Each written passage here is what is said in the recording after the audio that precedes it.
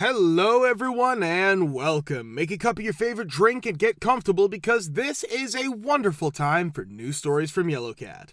Send your own stories in the comments below and maybe they'll be in our new video. Today we have new amazing stories, so subscribe to the channel if you're not subscribed yet. Let's get started. What stories do you have of petty revenge from work? When I worked at Best Buy in the Geek Squad, the people who worked the late shifts normally had to clean up their areas and do other things. We had just hired a new boss from Circuit City from outside the company. He was trying to be tough and show off his management skills by being a pain when it came to cleaning during closing time, asking things like, did you clean under the registers and Windex the dust, etc., about every little thing. So that we could leave at a decent time, my coworker and I started closing the store a little early because it wasn't very busy that night. We were done about 15 minutes after the store closed, so we asked the manager to walk us through everything so we could leave. He looks around and sees that everything is fine until he runs his finger along the back of some signs on a shelf and picks up some dust. He laughs a little weakly and says, "Looks like you guys still have some work to do." When my friend and I looked at each other, we both knew what we had to do. We cleaned the whole area, from top to bottom and inside and out. Every drawer was clean, dusted, and wiped down, and the papers were put in order. The shelves were cleaned and dusted, the floors were swept twice, and the top stock was neatly arranged. A fine-tooth comb was used to go over every inch of the department, sometimes twice, to make the job take longer. As 10 p.m. turned into midnight, everyone but the three of us had already left. He looked tired and worn out. At 2 a.m., he finally came out of the office red-eyed and worn out and said, "Guys, let's go." We were still making progress. "But we haven't dusted under the counters, and it's fine, let's go." Buddy and I took our time getting our things together and leaving work. The next day, we were both off, and the client manager had to come in early for a call, which made things even better.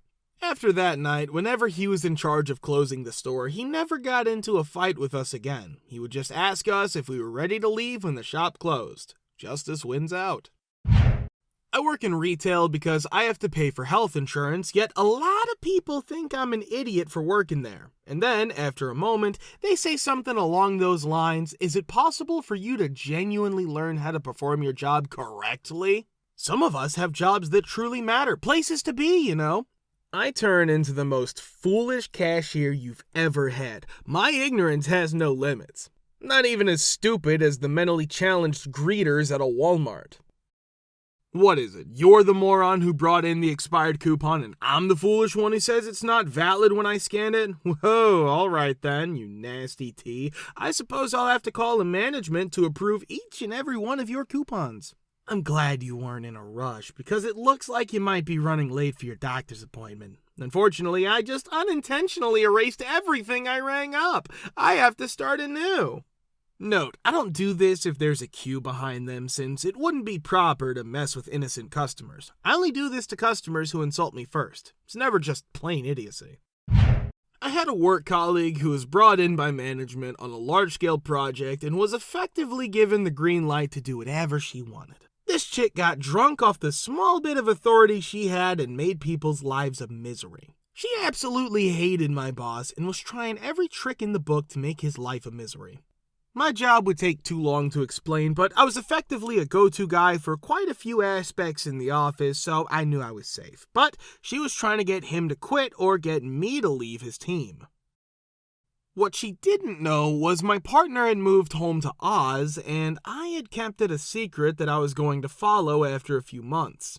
Life was ticking by, but this effing she-beast pig dog was driving me up the wall. My hours were being increased, the workload was phenomenal.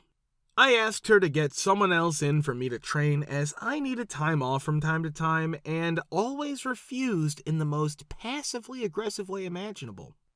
Anyway, the date had been set and projects were coming to a head, which would have seen my workload increase to new levels. I was pulling 14-hour days already. I went up to my head boss and informed him of my decision and the reasons. He offered to get me a visa for my partner and her old job back if I stayed. Helped my ego, as I was wondering was I S at what I did, as I was getting so much S from this woman. I refused, saying I'd need to leave in a month and needed 2 weeks off. He wished me well and understood my reasons. All my references were sorted, everything wrapped up. The beauty of this was my other managers who were involved in the project hated this bee as well, so I told them of my plan. They were all happy to play along and play dumb. A big meeting was taking place later that day, and off she goes, delegating like a champ to everyone, bossing them, all pushing people's buttons. Then it came to my turn. I made a point of asking her, was there any scope to get someone in to help as I'm slammed as it is? Usual dull tone response of go F yourself, basically. Okay, no problem. She starts to outline everything that's going and all the S I'll have to do. The expectations were crazy, and her last sentence was, so you'll have to do all that. No, I don't think I will. Her face twisted as she snarled at me. What do you mean you won't do it? Like I said, I don't want to do it, so I won't. In fact, I quit. I'm moving to Australia in 4 weeks, and I'm taking 2 weeks holidays before I go. So, F you. Her face dropped. She was lost for words. She was scrambling, saying I'd have to train someone. I took out a copy of my contract and said my responsibilities were clearly defined, and I would honor those ones.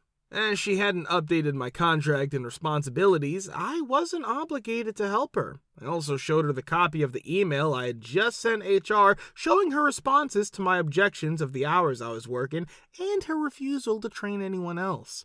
My bosses at the table were losing their S, trying not to laugh in her face. Walked out with one manager getting up to pat my back. Possibly told her to get F'd once or twice more, and this is what she had coming to her. All of her projects got F'd over, so other managers were able to crucify her. She also got hauled up for the overworking and refusing help. And the best part is when the head honcho heard, he came down to actually say well played on telling her to get F'd. He had no idea what had been going on, and she walked by and heard him saying it to me. The whole office knew what I did, and everyone was delighted someone F'd her over. I went back to visit at Christmas, and people still came up and said how happy they were I did it. What's your I'll never live in an HOA again story, whether you live in or have lived in an HOA? After moving into our first house, we realized that the windows needed to be replaced. At the time, we were the owners of the townhome unit. We had to get everything that was done to the outside approved by the Homeowners Association HOA. During the spring, we handed in the application for the new windows. It wasn't until the winter, in Chicago, that they gave their approval. Now that it's November, our home has 4 enormous holes in it from where the construction workers tore out the old windows to make room for the new ones. It would have been wonderful if that took place in the summer when it was supposed to. Another one of my personal favorites is when our homeowners association determined that our 2-street little community needed 15 security cameras. One day, construction workers can be seen on every street corner of the neighborhood installing surveillance cameras. There was no notice, no newsletter, it was just the board members consenting to this, and then they intended to charge each unit an arbitrary sum of $1,000 for the cameras. I placed a call and inquired about the possibility of gaining access to these surveillance cameras. It was denied to me. When I questioned who exactly does have access to the cams, she told me that the board members do so that they can keep an eye on what's going on in the streets. I informed the woman that I would not be paying for something that was effectively a plaything for the board members of the company. I also did the arithmetic, and if each apartment were required to pay the $1,000 that they were requesting, then the total cost to install 15 cameras would be $86,000. I told her once more that I would not be paying, and that this seemed illegal, and then I hung up the phone. Never did wind up paying them the $1,000, and they gleefully sold that house to the next fool who bought it. Oh, and the man who lived above our garage was a board member, but absolutely refused to fix his air conditioner despite the fact that it would run non-stop for days on end and the drip pan would overflow, causing water to pour into our ceiling. The air conditioners were arranged in a jigsaw puzzle pattern rather than the straight slots that are typical of townhomes. Because the damage he caused wasn't visible from the outside of the building, no one ever bothered to confront him about it. As a result, he caused water damage each year. I'm not the bashful kind, so I went up to him and challenged him about it. He explained to me that it was due to the construction work that we were doing, but in reality, we weren't performing any construction. After some time had passed, the old F stumbled down the steps and eventually moved into an assisted living facility. To add one more point, we would pay $230 a month for their HOA and services, yet we would always end up with the bare minimum of service or nothing at all. Take, for example, the clearing of snow. When we lived in Chicago, there was never a winter without at least 1 foot of snow. The homeowners association would pay for snow removal services using a plow, however, the service would only be provided twice a season. Once at the very beginning, like when the pavement gets dusted, he goes out and spreads salt. Thanks, buddy. But he wouldn't return back until some odd day to conduct the plowing, and other than that was it. In most cases, it became a challenge each and every morning to dig out of not only your own driveway, but also down the street and out. The lesson to be learned here, children, is that the HOA is comprised of a group of sleazy extortionists who are literally useful for nothing. We were informed that the homeowners association had been dissolved when we moved there. Cool. After another 6 years, residents who kept their trash cans in front of their garages began to receive citations for the violation. We too got a couple of these, and I tried leaving messages to find out who was responsible for them, but nobody ever got in touch with me. We just kept getting receipts taped to our door for little things like having 2 cars, one in the driveway and one in the street. They wanted one in the garage and one in the driveway, but this doesn't work for our work schedule. Having bushes that were trimmed too short, having a bin in front of the door, having a bin that was not removed quickly enough after garbage pickup, etc. There was no phone number, email address, or website for the HOA, and none of our neighbors were aware of who managed the organization. After a while, they were discouraged and gave up, so they stopped. When it came time to renew our lease, it appears that our landlord was under the impression that the HOA had been dissolved. Even though it had merely been dormant for a very long time, the owners were hit with a bill for $6,000 because they had failed to pay the annual fees for a period of 10 years. The landlord chose to increase our rent by around $300 in an effort to meet the HOA fees that they were required to pay, despite the fact that our fees for the things that were described above were not included. I backed out of that commitment. Instead, I went out and purchased a home. It has a homeowners association, but the monthly fee is only $15, and the regulations are nothing more than don't be a D, which is great with me. There can be no chain link fences, no farm animals, and no dogs that are allowed to run free. That's it. I'll share even though I'm running late and this will be missed. Former HOA member and never to be again.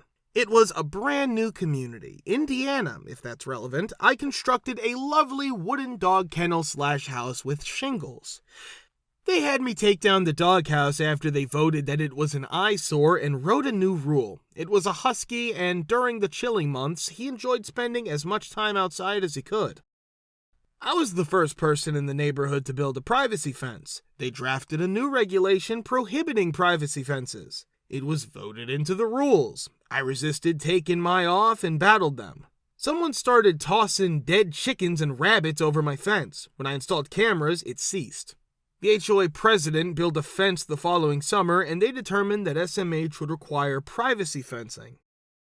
Next, security cameras were outlawed since they detracted from the exterior appearance of the house. I acquired some for inside that prevented them from being seen by looking out the windows. I purchased a large smoker barbecue with a trail hitch that is mobile. It added to the list of items that are prohibited from being seen from the street or driveway. In order to hide it, I created a concrete pad within my fence and parked it there. They go up on backyard concrete pads and outlaw them. All they're doing is sending me warnings and fees. I don't and can't take the pad off. In the backyard, I constructed a koi fish pond. Nobody should be able to see this. I suppose the HOA president noticed my cameras were missing and climbed over my privacy fence. She had this shocked expression on her face as she strolled around the koi pond. She gets up and leaves my yard.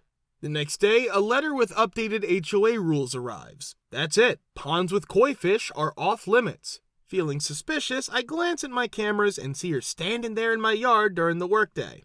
I showed this to every person that lives in the community and to the HOA. She is expelled from the HOA. Guys, thank you for all of the support and likes. Subscribe to the channel if you're not subscribed yet. See you next time.